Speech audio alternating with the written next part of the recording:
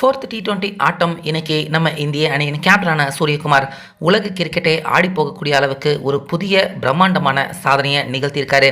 அந்த வகையில் தொடர்ந்து சூரியகுமார் யாதவ் அவர் ஃபார்ம் அவுட்டில் இருக்காரு அப்படின்னு சொல்லிக்கிட்டு இருந்த எல்லாருக்குமே ஒரு சரியான தக்க பதிலடி கொடுக்கும் விதமாகவும் யாருமே இனிமேட்டு இந்த ரெக்கார்டை நிகழ்த்தவே முடியாது அப்படிங்கிற ஒரு சம்பவத்தை இன்னைக்கு நடந்த 4th T20க்கான ஆட்டத்தில் தற்போது சூரியகுமார் யாதவ் அவர் நிகழ்த்தியிருக்காரு.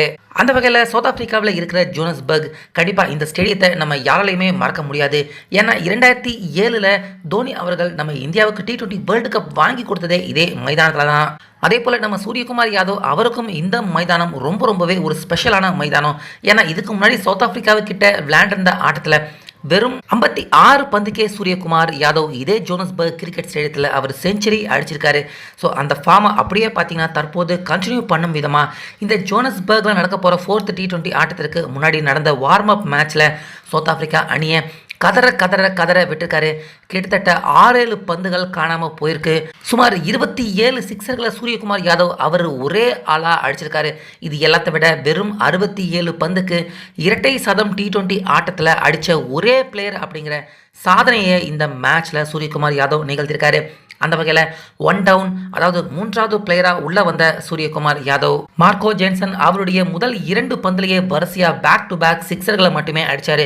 அதை தொடர்ந்து அந்த சிக்ஸர் மூமெண்டமை அப்படியே தக்க வச்சுக்கிட்ட சூரியகுமார் தொடர்ந்து அவர் ஓவருக்கு ஓவர் 2-3 சிக்ஸர்களை அசால்ட்டாக சூரியகுமார் அவருடைய 360 டிகிரியில் பறக்க விட்டுக்கிட்டே இருந்தார். இதனால் 10 பந்துக்கு அரை சதம், 30 பந்துக்கு செஞ்சுரி, கடைசியாக இன்னிங்ஸ் முடிகிறப்ப 67 பந்துக்கு 205 ரன்கள் வரைக்கும் எடுத்து கடைசி வரைக்கும் நாட் அவுட் ஆகாமலேயும் இருந்திருக்காரு. நேற்று நடந்த சவுத் ஆப்பிரிக்கா அணிக்கு எதான இந்த வார்ம் அப் மேட்ச்சில்.